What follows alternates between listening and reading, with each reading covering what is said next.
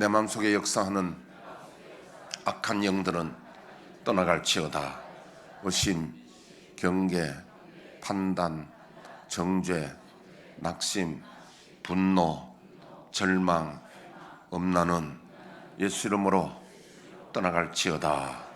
주님, 내 마음을 만져주시고 지켜주옵소서. 이 시간 예수 이름으로 여러분을 축복하기를 원합니다.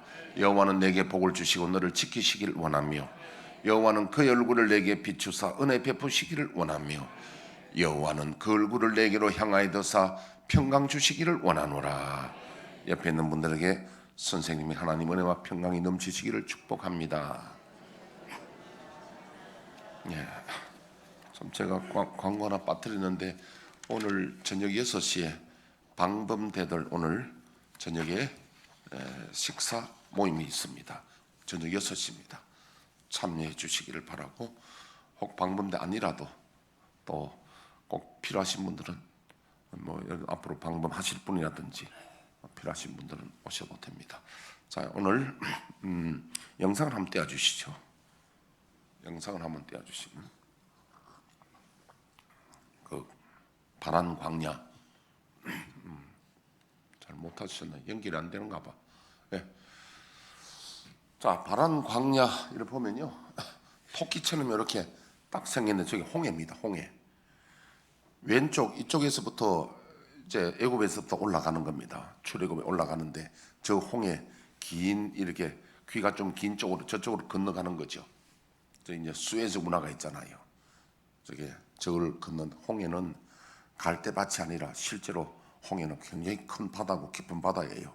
저기를 이제 하나님이 쫙 이어서 가지고 한 200만이 그 건너려 건너, 여러분 시간 얼마나 걸리겠어요? 저 건너 가지고 저기 보면 시내산, 시내반도가 있습니다. 시내반도, 시내산 거기에 머물러서 이제 하나님과 언약 관계를 맺고 십계명을 거기서 받고, 시내산 위에 빽빽한 구름 가운데 불이 번쩍번쩍하고 하나님의 나팔 같은 음성이 들리고 저기에 모여 있다가 저기에서 이제 하나님과 언약 관계 다 맺고 말씀 받고 해가지고 저기서 하나님이 이제 출발을 광야를 향해서 레디 고 한단 말입니다. 그때에 민수기가 서해집니다. 민수기는 백성 민자, 백성의 수를 센다고 민수기입니다. 거기서 백성의 수를 인원 점검을 하니까 20세 이상으로 전쟁에 나갈 수 있는 남자들의 수가 60만이에요. 그러면 여자까지 다 합해서 좋게 200만은 넘는다, 이런 뜻이에요. 200만에 꼭 세지 않는데 남자의 수가 20에서 전쟁에 나갈 수 있는 사람의 수를 세니 60만이란 말이에요. 그래서 보통 우리 200만 넘는다 그렇게 합니다. 그 사람들이 이제 저기서 출발을 합니다. 광야를 향해서. 어디로? 가나안 땅을 향해서.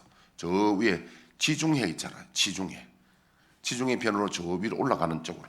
저쪽이 이제 지금 말하는, 요즘 말하면 팔레스타인 하마스가 저 지중해하고 바다 가까이 있는 저 땅이 살고 있습니다. 그래서 저쪽으로 올라가는데 그거는 바란 광야라고 있습니다. 바란 광야 보입니까? 거기서 이제 올라가면 밑에 바란 광야가 있습니다. 거기서 뭐 가데스 바네아라고 있거든요. 바란 광야의 중에 그 지역이 가데스 바네아, 거기서 하나님은 12명을 뽑아서 한 지파에 한 명씩 12명을 뽑아서 네게브 사막으로 해서 위로 가나안 땅으로 정탐을 시킵니다. 12명 각 지파의 대표가. 그래서 40일 동안 저 북쪽까지 전체로 다 정탐을 하게 한 내용이 민수기 13장에 나옵니다. 자, 이제 영상 지워도 됩니다. 제가 13장을 한번 읽어보겠습니다. 1절, 여호와께서 모세에게 말씀하여 이르시되 사람을 보내어 내가 이스라엘 자손에게 주는 가나안 땅을 정탐하게 하되 그들의 조상의 가문 각 지파 중에서 지휘관 된 자 한 사람씩 보내라. 12명입니다. 모세가 여호와의 명령을 따라 바란 광야에서 그들을 보냈으니 그들은 다 이스라엘 자손의 수령된 사람이라. 자, 21절에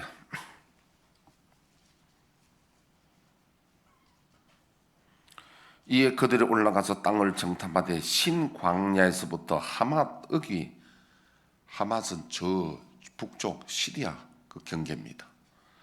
억이 르홉에 이르렀고 또 네겝으로 올라가서 헤브론에 이르렀으니, 네겝 사막입니다. 헤브론은 애굽 수안보다 7년 전에 세운 곳이라. 자, 그다음에 이제 넘어가서 25절 보면요, 40일 동안 땅을 정탐하기를 마치고 돌아와 바란 광야 가데스 바네아라고 합니다. 가데스에 이르러 모세와 아론과 이스라엘 자손의 온 회중에게 나와 그들에게 보고하고 그 땅의 과일을 보이고 모세에게 말하 이르되 당신이 우리를 보낸 땅에 간적 과연 그 땅에 젖과 꿀이 흐르는데 이것은 그 땅의 과일이니다.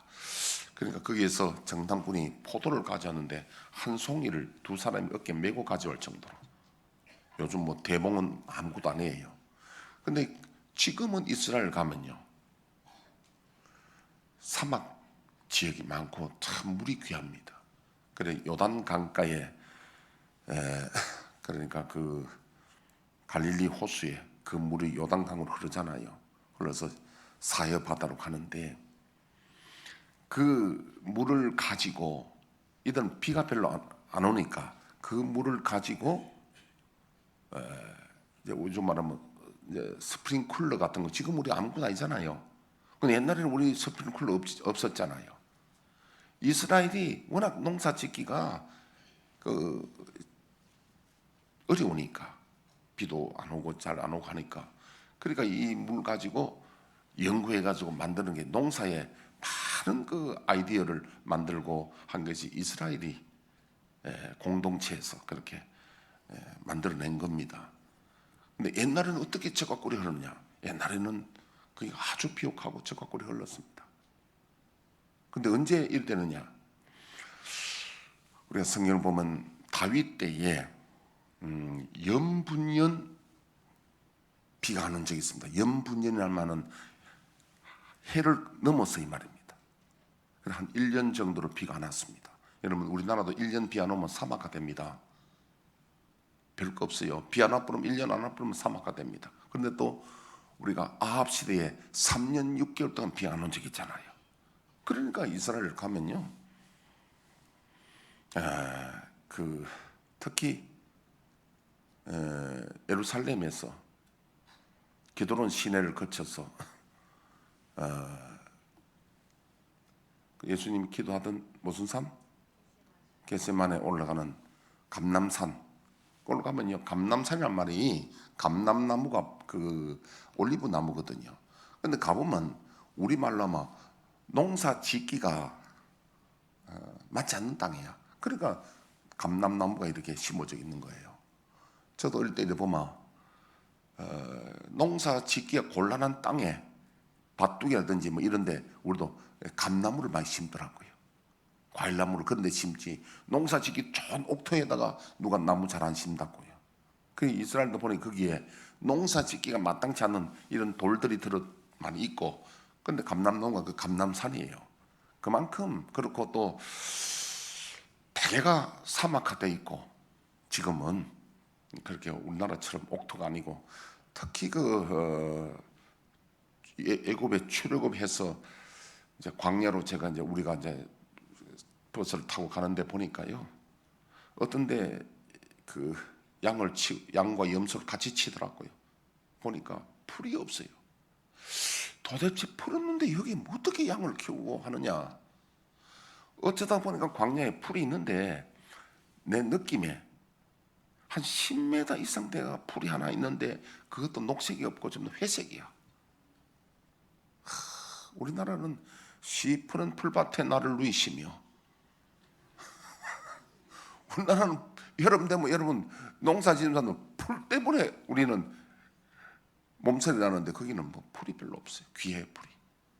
근데 그 무슨 소리냐면 양에게 최고의 로망이 푸른 초장에 나를 누이시며 쉴 많은 물가로 인도하시는도다. 이스라엘은 그게 워낙 부족하니까 그거면 최고다는 얘기입니다. 최고의 양에게 로망이, 희망이 그겁니다. 그런데 이제 처음에는 적과 꿀이 흘렀는데 그들이 범죄함으로 인해서 비가 안 오고 사막과 됐다는 그런 이야기를 지금 하는 겁니다. 여기는 처음에는 적과 꿀이 흘렀어요. 28절, 그러나 그 땅 거주민은 강하고 성읍은 견고하고 힘이 클 뿐 아니라 거기서 아낙 자손을 보았으며, 이 거인들입니다. 아말렉인은 남방 땅에 거주하고 헤딘과 여부스인과 아모리인은 산지에 거주하고 가나안인은 해변과 요단가에 거주하리이다. 갈렙이 모세 앞에서 백성을 조용하게 하고 이르되 우리가 곧 올라가서 그 땅을 취하자 능히 이기리라 하나, 그와 함께 올라갔던 사람들은 이르되 우리는 능히 올라가서 그 백성을 치지 못하리라. 그들은 우리보다 강한 일을 하고 이스라엘 자손 앞에서 그 정탐한 땅을 악평하여 이르되 우리가 두루 다니며 정탐한 땅은 그 거주민을 삼키는 땅이요 거기서 본 모든 백성은 신장이 장대한 자들이며 거기서 네피림 후손인 아낙 자손의 거인들을 보았나니 우리는 스스로 보기에도 메뚜기 같으니 그들의 보기에도 그와 같을 것이니라. 온 회중이 소리를 높여 부르짖으며 백성이 밤새도록 통곡하였더라. 이스라엘 자손이 다 모세와 아론을 원망하며 온 회중이 그들에게 이르되 우리가 애굽 땅에서 죽었거나 이 광야에서 죽었으면 좋았을 것을 어찌하여 여호와가 우리를 그 땅으로 인도하여 칼에 쓰러지게 하려는가. 우리 처자가 사로잡히니 애굽으로 돌아가는 것이 낫지 아니하랴. 이렇게 밤새도록 통곡하고 원망 불평하고, 이에 서로 말하되 우리가 한 지휘관을 세우고 애굽으로 돌아가자 하매 모세 아론이 이스라엘 자손의 온 회중 앞에서 엎드린지라. 그 땅을 정탐한 자 중 눈의 아들 여호수아와 여분의 아들 갈렙이 자기 옷을 찢고 이스라엘 자손의 온 회중에게 말하여 이르되 우리가 두루 다니며 정탐한 땅은 심히 아름다운 땅이라. 여호와께서 우리를 기뻐하시면 우리를 그 땅으로 인도하여 들이시고 그 땅을 우리에게 주시리라. 이는 과연 적과 꿀이 흐르는 땅이니라. 다만 여호와를 거역하지 말라. 또 그 땅 백성을 두려하지 말라. 그들은 우리의 먹이라. 여러분, 빵은 크면 좋습니다. 먹을 것이 크면 좋다는 거야. 밥그릇이 크면 좋아요. 그 땅이 사람들이 커 보여도 걱정 없습니다. 하나님이 주시면요 우리의 먹이가 된다는 거죠. 예. 그들의 보호자는 그들에서 떠났고 여호와는 우리와 함께 하시느니라. 그들을 두려하지 말라 하나 온 회중이 그들을 돌로 치려 하는데 그때 여호와의 영광이 회막에서 이스라엘 모든 자손에게 나타나시니라. 하나님의 영광이 어떻게 나타나시냐면 구름으로. 구름은 하나님의 현현 나타남이거든요. 이때 하나님의 영광이라는 것은 구름이 이렇게 덮인다는 거예요. 여호와께서 모세에게 이르시되 이 백성이 어느 때까지 나를 멸시하겠느냐. 내가 그들 중에 많은 이적을 행하였으나 어느 때까지 나를 믿지 않겠느냐. 내가 천년병으로 그들을 쳐서 멸하고 네게 그들보다 크고 강한 나를 이루게 하리라. 모세가 여호와께 여짜오되 애굽인 중에서 주의 능력으로 이 백성을 인도하여 내석건을 그리하시면 그들이 듣고 이 땅 거주민에게 전하리이다. 주 여호와께서 이 백성 중에 계심을 그들도 들었으니 곧 주 여호와께서 대면하여 보이시며 주의 구름이 그들 위에 섰으며 주께서 낮에는 구름 기둥 가운데서 밤에는 불 기둥 가운데서 그들 앞에 행하시는 것이니이다. 무슨 소리냐면 하나님이 이 원망하는 백성들 이제 다 죽이겠다는 겁니다. 전염병을 죽인다는 거예요. 그러니까 모세가 하나님 탁 앞에서 중보기도 합니다. 하나님 용서해달라. 이 백성을 죽이면 이 소문이 온 땅에 소문이 퍼질 텐데 하나님이 자기 백성을 애굽에서 건져내서 가나안 땅에 인도할 능력이 없어서 죽였다고 소문할지도 모르니 용서해달라고. 이 백성의 죄를 용서해달라고 하나님. 그래 하나님이 모세의 기도를 들으시고 용서하시는 겁니다. 그러나 원망하는 그 사람들은 가나안 땅에 들어가지 못하고 40년 동안 광야에 돌다가 광야에서 죽는다는 겁니다. 그러나 28절에 우리가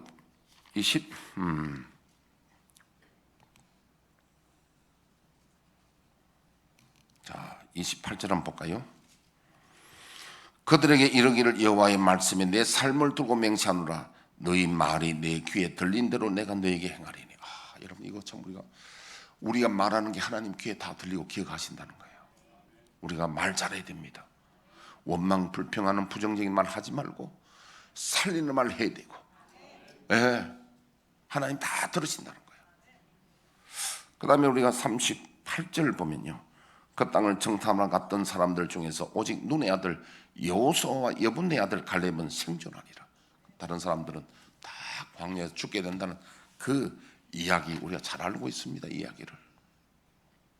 자, 여기서 우리가 오늘 핵심적인 교훈을 우리가 들었는데, 첫째, 하나님을 믿는 믿음은 무엇인가?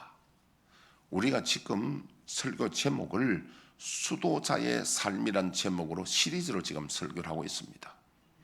수도자란 뭐냐면 따를 수, 도, 그리스도의 도, 진리, 그리스도의 가르침을 따르는 자가 믿는 자입니다.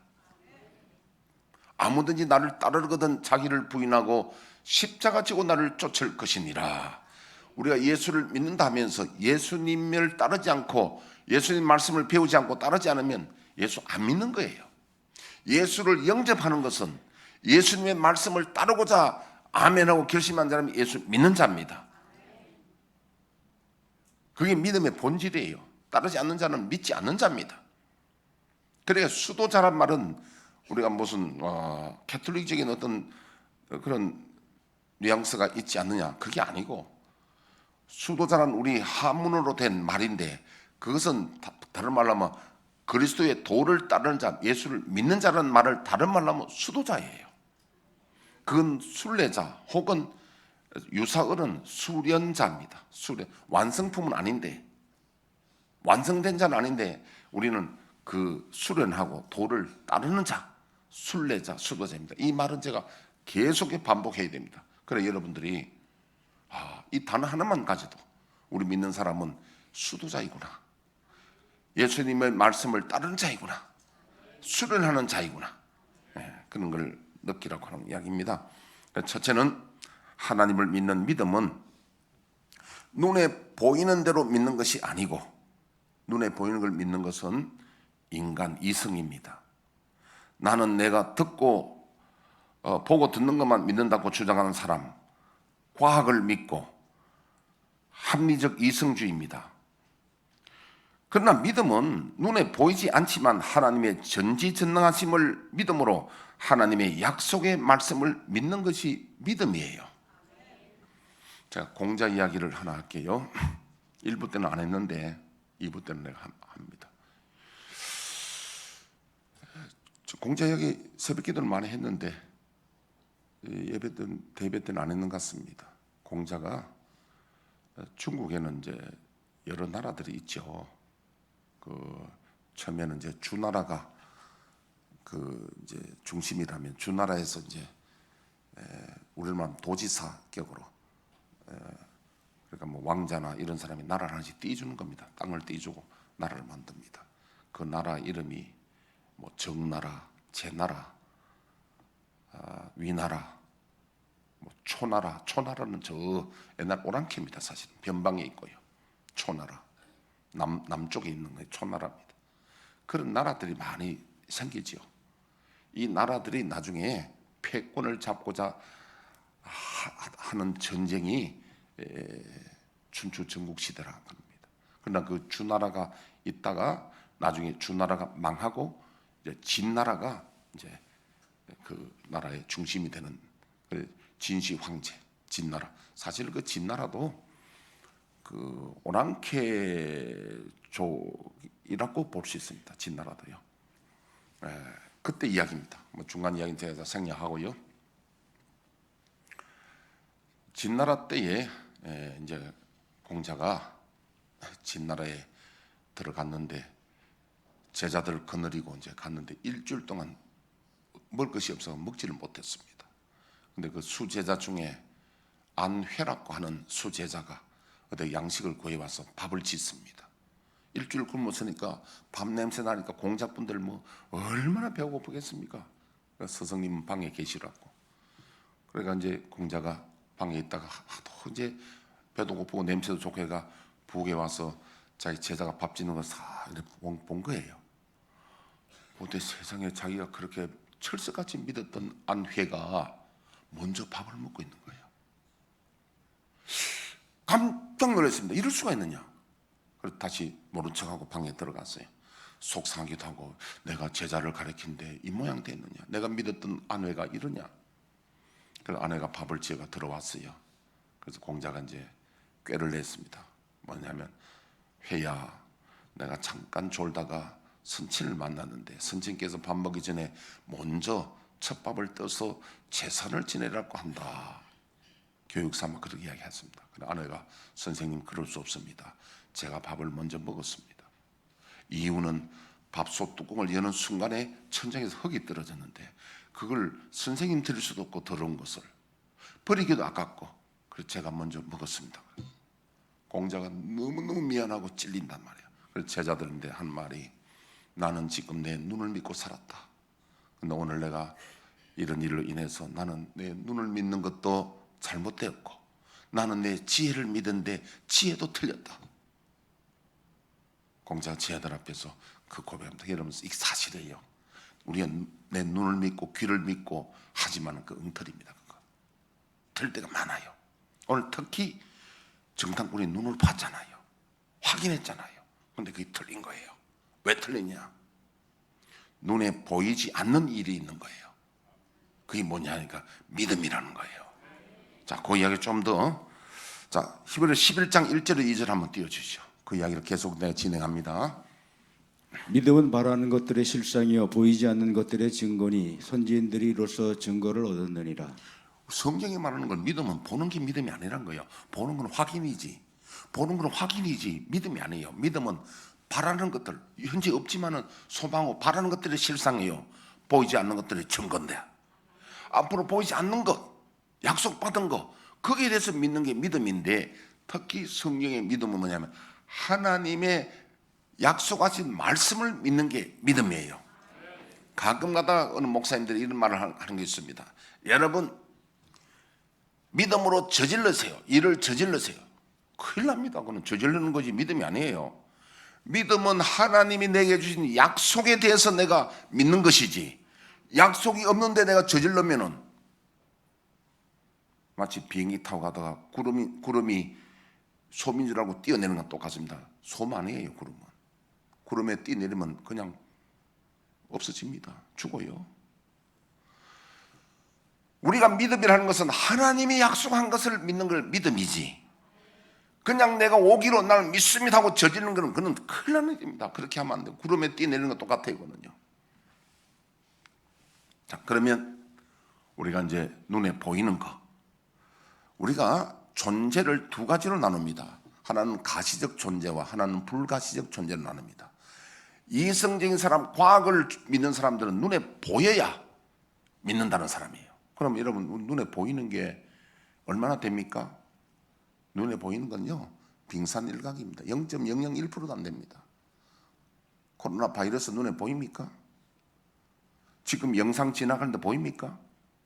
지금 음성 지나가는데 안 보이잖아요. 핸드폰 갖다 키면 나오잖아요. 유튜브 틀면 지금 영상 나오고 소리 나오잖아요. 여기에 많은 것들이 지나가는데 눈에 안 보입니다. 그럼 눈에 보이는 거 믿는다는 것은 그건 너무도 적은 거. 멀리 있는 거 안 보이잖아, 우리가요. 그래서 눈에 보이는 것만 믿는 사람들은 그 사람들이 합리적이라고 말하지만, 이성과학이라고 말하지만 그 분야는 너무 작은 거예요. 그래서 하나님은 우리 인간의 이성으로 이해할 수 있는 분이 아니라는 겁니다. 아멘.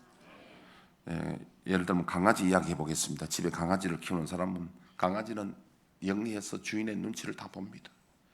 우리 교회 어떤 집의 이야기를 내가 강아지 이야기를 들어보니까 그 집에 식구가 3명인데 강아지가 딱 그 식구 3명 중에요 점수를 다 매깁니다. 자기가 제일 존경하고 좋아하는 사람 딱 들어오면 막 그 사람이 앉아끔 안고 하는데요. 그 중에 3번 있어요. 3번은 불러도 보지도 않아요. 무시해버려요. 기분 나쁘겠죠? 강아지도 차별해버려요. 다 한다네. 여러분, 그래서 강아지가 생각하기를 나는 주인의 뜻을 다 안다. 그거는 착각입니다. 어떻게 주인의 고민하는 걸 알고 주민이 지금 주인이 어떤 뭘 계획하는가 어떻게 알아요? 일부분 아는 것이지. 우리가 하나님의 뜻을 다 모릅니다. 홍해를 가르시고 태양을 멈추게 하시고 나사로를 살리시고 무리를 걸으신 것을 과학적으로 어떻게 이야기했는 겁니다. 어떤 사람이 이렇게 말합니다. 이 지금 과학 시대에 뭐 어떻게 지금 그 종교를 무리로 걷는 걸 믿고 죽은 자를 살린 걸 믿느냐는 겁니다. 과학이 그렇게 대단한 겁니까? 허리케인을 잠잠케 할 수 있습니까? 기후변화, 자연재해를 지금 막을 수 있습니까? 새로운 질병에 대해서 해결할 수 있습니까? 어림도 없습니다. 과학이 대단하다 하지만은요, 자연에 대해서는 정말 무력한 게 과학이고 아주 빙산일각입니다. 그런데 하나님의 일을 과학이 증명한다고요? 한 가지는 하더라고요. 우주과학에서 우주를 코스모스라 그럽니다. 영어로 우주과학에서 제가 대학교 때 그때 텔레비를 보니까 우주과 코스모스라는 프로가 있는데 거기서 뭘 하냐면 앞으로 태양이 빛을 잃어버리고 캄캄하게 된다고 우주학이 이야기하더라고요. 성경이 그렇게 되어 있습니다. 태양도 언제나 동에 떠서 서로 지는 게 아닙니다. 언젠가 태양이 빛을 잃어버릴 때가 온답니다. 과학도 그러고 있고 그는 맞는 거죠. 그러나 과학이 대단하긴 하지만 하나님을 이해하는 데는 너무도 부족합니다.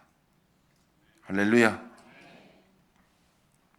그래서 내가 눈으로 보는 걸 믿고 귀로 듣는 것만 믿는다. 그거 탈피해야 됩니다.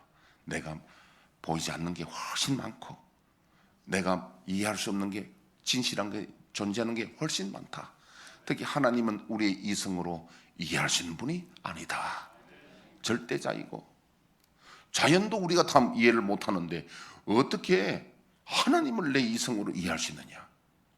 오직 우리는 하나님의 전지전능하심을 믿고 그분의 약속을 믿는 것이 믿음이라는 거예요. 오늘 말씀에 보니까 12명이 정탐을 하는데 10명은 눈에 보는 대로 귀에 들린 대로 그대로 판단하는 백성의 전하니 이들은 하나님의 약속을 버린 거예요. 하나님의 믿음을 버리고 약속을 버리고 눈에 있는 것을 확인하는 것을 그게 믿음인 줄 알고 백성에게 보고를 했고 백성들은 밤새 통곡을 하고 하나님을 원망하고 모세와 아론을 원망한 겁니다.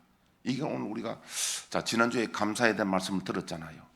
그럼 오늘은 이 감사의 반대인 원망 불평은 감사의 암적 존재입니다. 그러면 원망 불평이 생기면 감사가 없어지는 거예요.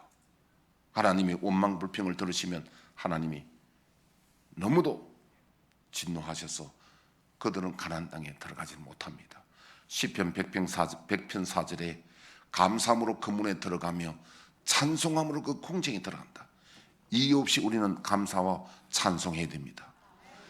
우리가 다니엘 기도회 때 박모세와 그 어머니 조영애 집사님의 우리가 간증을 듣고 박모세는요, 여러분 그 유튜브 한번 쳐보세요. 박모세.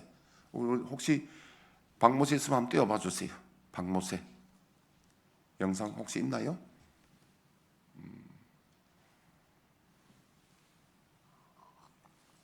없으면 안 놓고요. 아까 1부 때 부탁했는데 2부하고 연계가 안 됐는가 봐.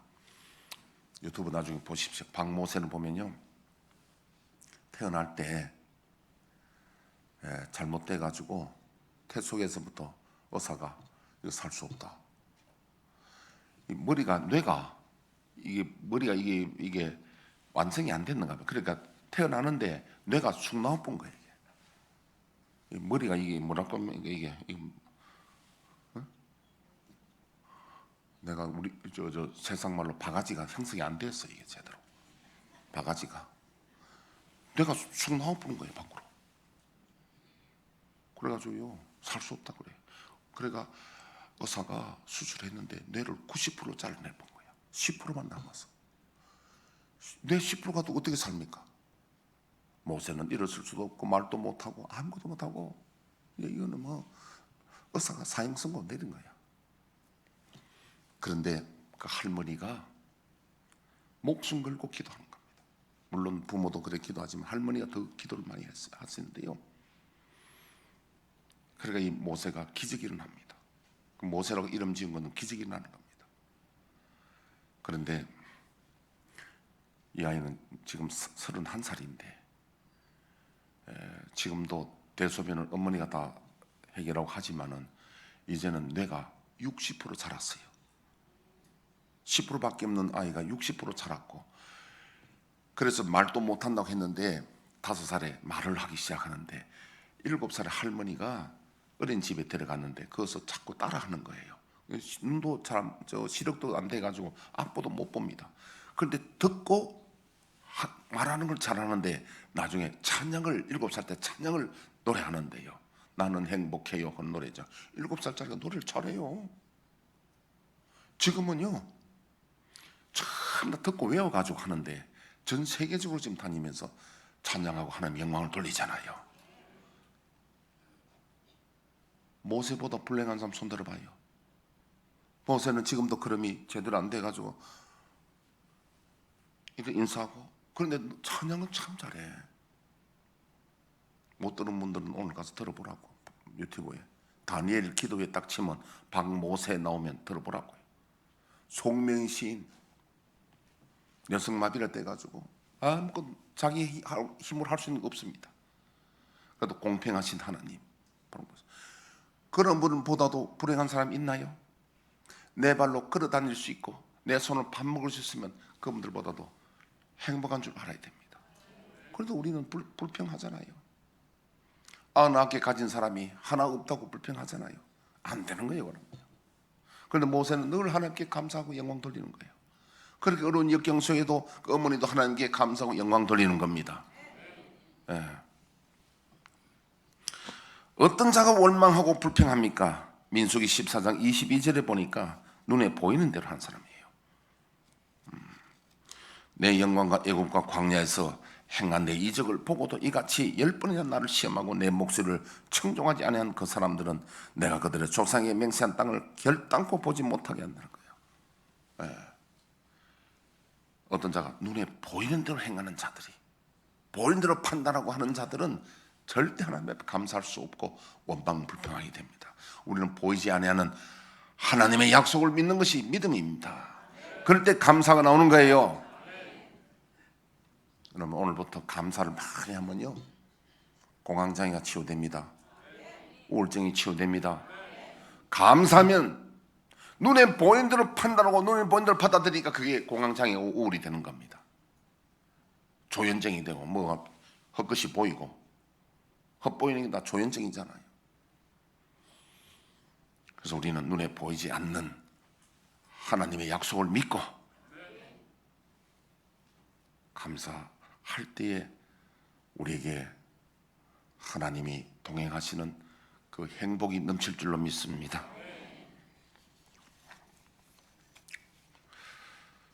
원망 불평 결과를 가나안 땅에 못 들어가게 됐고 광야에서 죽었습니다. 그러나 여호수아 갈렙은 달랐다 그럽니다. 그들은 달랐다는 거예요.